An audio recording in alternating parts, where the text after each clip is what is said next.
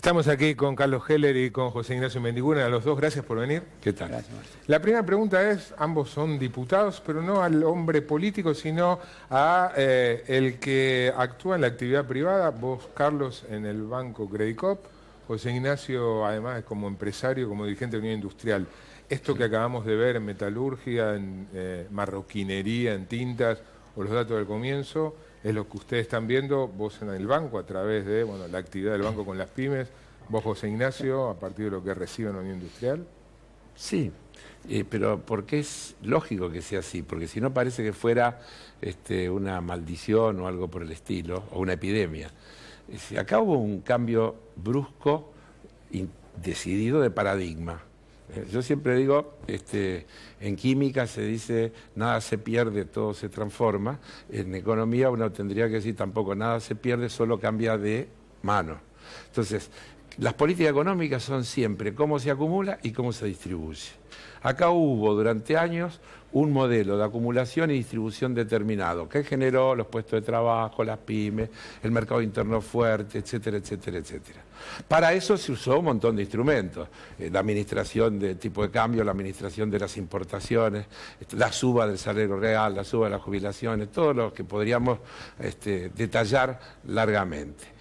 Ese proceso se revierte con una lógica que algunos referentes del gobierno la explicitan más claramente. Es decir, la vicepresidenta ha dicho algo así como la Argentina tiene que volver a ser un país agroexportador y de servicio. Es decir, no puede ser un país industrial. Y algunos economistas dicen esto de hay que terminar con la fiesta y hay que entender que un trabajador de salario medio no puede acceder a un determinado estándar de vida que no es realista. Entonces viene toda esta política que es devaluar, que es abrir las importaciones, todo un cóctel que tiene como objetivo lo que yo sintetizaría en lo que el presidente de la Nación dijo en el discurso del Día de la Independencia, que además me parece gravísimo. En el discurso del Día del Bicentenario de la Patria, el presidente habló del ausentismo y de la necesidad de bajar los costos laborales. Y todas esas medidas tienen que ver con eso. Para eso se devalúa, para eso se crean políticas donde el desempleo también es disuasivo respecto de la búsqueda de otros derechos. Se trabaja en desregular para bajar los llamados altos costos laborales. ¿Cuál es la lógica política, José Ignacio? Un poco lo que le preguntaba a Augusto Costa antes. Mira, recién hablábamos con Carlos antes de entrar al aire, la historia, ¿no? Cómo en los últimos años nos repetimos. Es terrible, ni siquiera los temas de la agenda cambian un poquito. Y ahí yo quiero ir no tanto, por eso, al síntoma, sino a la causa. Argentina tiene un problema histórico, que le vende al mundo lo que vale poco y le compra al mundo lo que vale mucho. Cada vez que Argentina crece, en vez de festejar, tenés una crisis externa. Cada vez que llega esta crisis externa, que es la falta de dólares, viene el eterno debate. El gobierno de turno dice son los empresarios que abusan, entonces sale la Florida Seibo, ley de abastecimiento. Y la ortodoxia es el déficit fiscal. Y ahí volvemos sistemáticamente a los planes de ajuste. Y aquí hay que convencerse que el problema es el subdesarrollo. El problema es cambiar una matriz productiva que sistemáticamente nos llega a repetir las mismas crisis.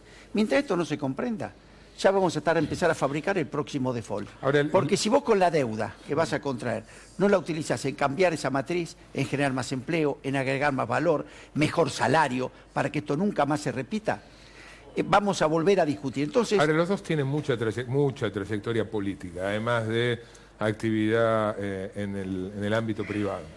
¿Cuál es la lógica que ustedes le ven de conservación política del gobierno? Porque si esto, lo que le insisto... Yo creo que este es un gobierno que representa los intereses de un determinado sector y que actúa, digamos, con toda la decisión en función de los intereses de ese sector. Ese sector básicamente hay un punto de coincidencia importante con lo que dice Mendiguren, es decir, ¿qué es lo primero que hizo este gobierno? Favorecer al sector agroexportador. Pero vos fíjate, no es solamente con la devaluación. Por ejemplo, es con la eliminación de los cupos de exportación.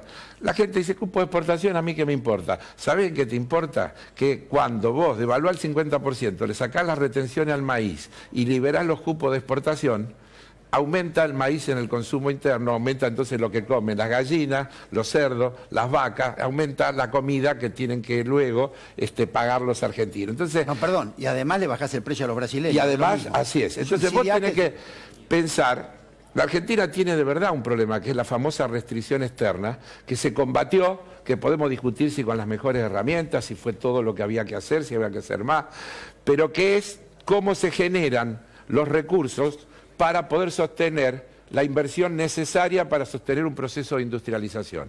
Hubo una primera etapa del kirchnerismo donde el alto precio de los commodities ayudó a que eso se pueda sostener. Cuando viene la crisis del precio de los commodities, aparece la restricción externa otra vez en toda su dimensión. Entonces el gobierno tiene que administrar la divisa, administrar la entrada de las importaciones. Formula la pregunta de otra manera. ¿Ustedes creen que este gobierno, después de estos primeros meses, que te diría, si estuviera acá Pratgay, Macri, Marcos Peña, diría, bueno, los primeros 6 meses fueron de correcciones, a partir de ahora vamos a tener una economía en crecimiento con inversión y desarrollo? La pregunta es, ¿va a haber un crecimiento que va a excluir gente o no va a haber crecimiento? Porque son dos escenarios distintos. Hasta ahora, mirá, yo no quiero ir a la historia, vamos a la última historia de los últimos 14 años. Argentina salió de una profunda crisis en el 2001 y hubo un periodo, por eso yo no hablo década ganada ni perdida, pero hubo una década partida. Hubo un periodo con tipo de cambio competitivo, baja inflación. Pero respondeme hacia adelante. Bueno, por eso. Y después cambiamos. Por lo tanto, ahora, ¿qué tenés que hacer? ¿Volver a los 90 o tratar de recuperar los motores que hace muy poco llevó a la industria a crecer el 102%, a acumular 55 millones de dólares de reserva? 55.000, perdón. Generar déficit. Entonces, este es el debate. Y como Argentina es pendular, lo que estamos ahora es, para mí, repitiendo el riesgo de volver a una década como los 90. ¿Y por qué lo digo? Vos tenés que tomar medidas concretas, sacamos la ley PYME, mejor, peor, sacamos una ley PYME. Ahora, yo lo que le digo al gobierno, yo lo digo con ánimo de colaboración, señores, no gobiernan franceses, gobiernan argentinos. Los argentinos tienen un ADN por todo lo que han vivido, que no solamente miran lo que le decís hoy, sino ven las señales.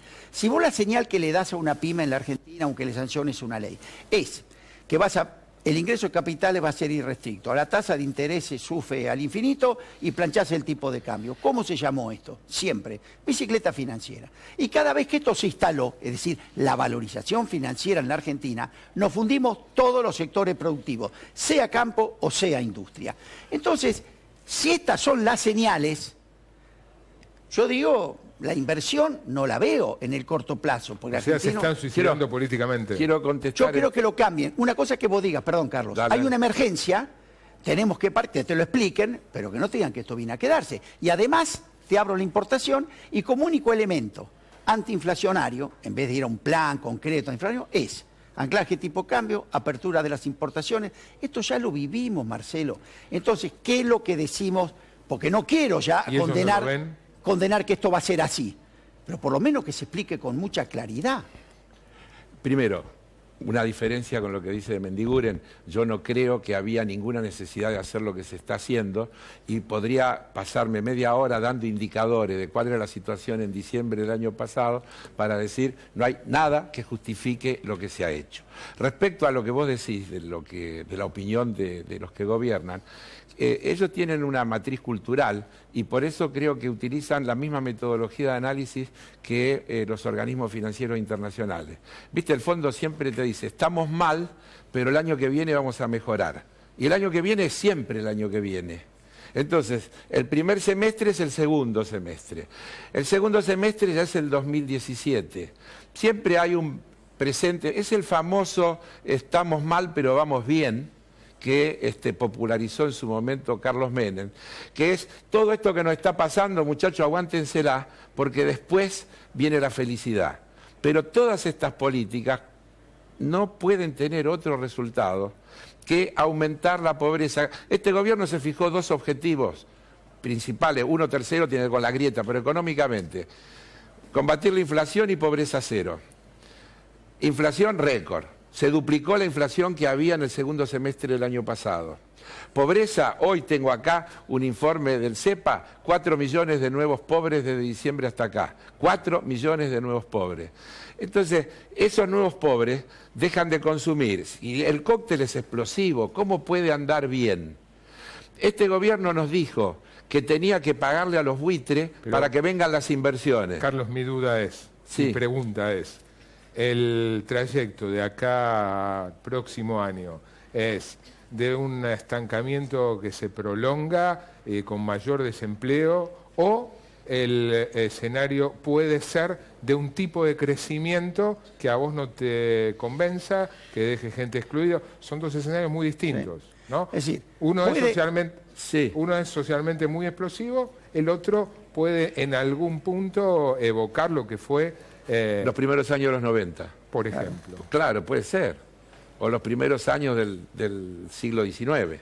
Es decir, pero ese modelo de país... A ver, son es dos escenarios distintos. Claro, pero en los dos casos es un país para poca gente. En cualquiera de los dos casos tienen que quedar afuera muchos millones de personas. El tema es cómo generás. El crecimiento no es un factor en sí mismo. El crecimiento tiene que ser un instrumento para generar bienestar, calidad de vida. Si el instrumento, si el crecimiento, si hubiera, no viene acompañado de política de redistribución que hace que derrame de verdad sobre la gente, no como el derrame que estos muchachos siempre nos quieren hacer creer, yo te diría que es para unos pocos. Y ese crecimiento tiene un alto contenido de injusticia social, de arbitrariedad, y siempre termina mal, porque para sostenerlo después viene la mano dura, vienen las otras cosas, que acá y en el mundo entero, fíjate que cada vez que se aplican estos modelos, siempre el derrotero es igual. ¿Cuál es Mirá, el ánimo, yo te- cuál es el ánimo en la Unión Industrial para con el gobierno? No, primero vos tenés que dar una carta de crédito. Vos no podés ya suponer que lo peor que piensa se va a dar. No, por eso yo te digo, las señales no son buenas. Las señales recuerdan a etapas que todos tienen muy frescas, sobre todo las pequeñas y medianas. ¿Podés tener un proceso de crecimiento? Podés tener un proceso de crecimiento. Ahora, de ahí a un proceso de desarrollo es totalmente distinto. ¿Qué llamamos nosotros proceso de desarrollo? Aquel que fija los objetivos donde querés ir. ¿Cuáles son los objetivos que para nosotros, yo soy desarrollista, creo que tenemos que fijar el único modelo que le sirve a la gente, que es el desarrollo de todo el hombre, de todos los hombres, y integración territorial, por un sistema de acumulación? Hoy fíjate, el gobierno sancionó primero todas las leyes que tuvieron que ver con recobrar la confianza externa, ¿no? Sancionamos el holdout, como si esto a vos te resolviera el tema. Yo te digo, vamos a dar la mano que tiene éxito. Va a venir la obra pública, ¿cuándo la pones en marcha? Va a venir inversiones en grandes empresas, ni genera empleo y aparte está concentrado en los centros urbanos. Lo que vos hoy tenés que recuperar en forma inmediata es la confianza del que genera el 85% del empleo y que está diseminado a lo largo y lo ancho del país. Para eso es muy simple. Tenés que recrear los espacios de rentabilidad razonables para que este sector, que es el que derrame, se ponga en marcha. ¿Cuál es Esto hay que entenderlo y hoy no está. ¿Cuál es la magnitud de la apertura? Mirá, lo que dijo el gobierno, y yo lo escuché, y hoy lo dijo Costa también, ellos dijeron que habían tenido un problema, hoy es importante, las importaciones manufactureras mayo contra mayo crecieron el 41%, pero pensá que es una caída del 41% en volumen, Aumento, perdón, porque los precios cayeron, que decir que a vos lo que te aumentó fue la cantidad. Cayendo precios, aumentaste el 41%. Pero lo aumentaste en un momento donde cae el nivel de actividad económica. No es que encima aumentaste la importación con la economía creciendo. ¿Y qué? Manufacturero. ¿Qué estás importando? Empleo. Entonces, ¿qué dice el gobierno? Esto no va a ser nuestra política. Lo creo, vamos a trabajar. Que dice, esto fue lo que nos quedó, ese stock que había quedado en la cañería, pero que acá en más vamos a administrar comercio. Vamos a verlo. Hasta ahora lo que nosotros sabemos que el mundo no está comprador, está vendedor.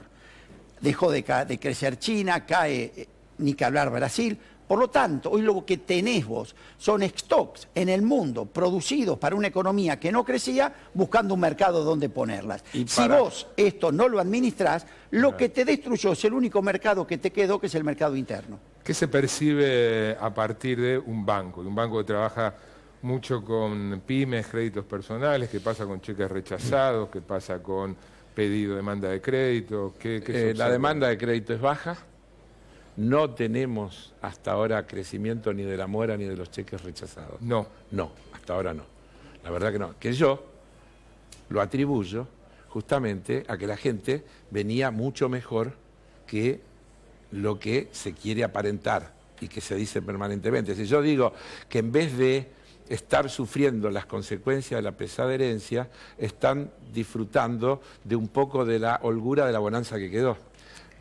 La ciudadanía tenía ingresos que se le habían mejorado, cierta capacidad de ahorro, había pleno empleo, estábamos con menos del 6% de desempleo, había una mejora real en las jubilaciones, etcétera, etcétera. Entonces, toda esa gente, yo creo que todavía está en la etapa que está consumiendo el colchoncito que tenía y por eso todavía no se siente en toda su dimensión el impacto sobre ese sector de la sociedad de estas políticas que se están aplicando. ¿Y en pymes?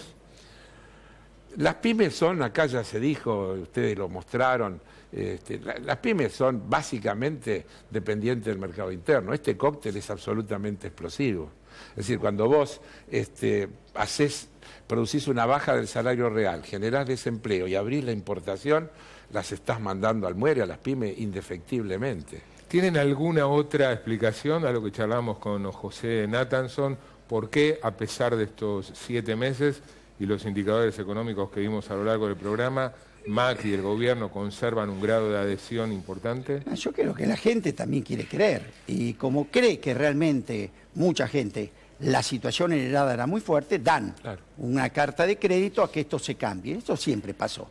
Fíjate, todos los gobiernos cuando asumen, hay un periodo grande de confianza, por algo ganaron la elección. Se ganó la elección porque mucha gente los apoyaba. Pero creo que eso hay que darle respuesta rápido, ¿no? Creo que el gobierno, además, como en el caso de las tarifas, ha demostrado que hay la combinación entre lo técnico y lo político no funciona. Las dos cosas son importantes. Bonito, una salida técnica, pero muy alejada de una solución política. Entonces, te encontrás que hasta las cosas simples se complican. Yo no te digo que era simple adecuar tarifas, ¿no? Pero no era la única salida que existía. Vos podías haber negociado otra cosa, más gradual, aprovechando el crecimiento gradual de la tarifa con la economía creciendo. Pues hay una sola cosa, Marcelo. Vos de estas situaciones salís creciendo. El resto podés discutir todas las medidas que quieras. Y para crecer un día tenés que jugar, tenés que decir, voy a apostar a la demanda. Si vos un presidente te dice, como señal que hace frío, me tapo, cubrámonos, achiquémonos, y no una política expansiva, es decir, esto salimos creciendo, es una señal que vos, ¿quién invierte en una economía que se achica? En una economía que se achica, la inversión que está, el stock que está es suficiente. Entonces tenemos que poner claras señales de que esto no va a continuar, que viene una expansión económica. Yo te haría una pregunta a vos, que sos un periodista experimentado además de un economista. ¿Conocés algún gobierno que en 7 meses haya tenido el deterioro que tiene este? ¿Que haya caído lo que cayó este en 7 meses? Porque efectivamente hay un crédito, vos tenés todo un machaque de la herencia recibida, y vuelvo a repetir, después miro, deuda no había pleno empleo, había crecido el comercio exterior, no sé cuál es la herencia recibida. No sé realmente cuál es la herencia recibida. Algunos problemitas les dejaron. Perdón, pará. Bueno, yo te voy a... No sé cómo se balance, algunos problemitas dejaron. Sí, claro, pero siempre hay, y siempre va a haber, pero vuelvo a repetir. Mirá, una tendencia larga, Carlos. Perdón, ¿de qué indicador queremos hablar? Como quiera, el año pasado crecimiento 2.4, cuando Brasil tuvo -4, Argentina 2.4. Claro, en los últimos 4 años una situación... empató. ¿Y qué te parece? En el medio de una recesión mundial tremenda, con políticas todo el tiempo de poner el cebador... Déjeme hablar, los 10 primeros años, 10 mejores años todavía. No digamos, lo que ni equivoque, hubo error y hubo error, y lo bueno es corregirlo. Y lo bueno no volver a caballo y volver a rescatar las cosas que fueron. Lo corregible no es girar 180 grados y pasar de tener el sol de frente a tener el sol en la nuca. Entonces acá lo que ha habido es un cambio de políticas que bajo el supuesto de querer corregir lo que está mal, quiere destruir lo que se hizo bien. Este es el problema de fondo. Acá hay un modelo que lo que quiere es reinsertarnos en el mundo, entonces vamos a ir a la Alianza para el Pacífico, con todos países, estimado Vasco, que quieren vendernos, no comprarnos. Porque además, vos viste lo que le dijo Merkel a Macri, y el tema agrícola es medio difícil de resolver. Ni siquiera nos van a comprar más producto agrícola. No, perdón. Lo En que la quieren... negociación de la Unión Europea, el Claro. último día, ¿sabés qué nos dijeron? La carne no, Claro. el etanol no, todo lo único que nosotros queríamos venderle, nos dijeron que eso no iba. A la Unión Europea. Claro, mira qué integración. A los dos, gracias por venir. Gracias a vos.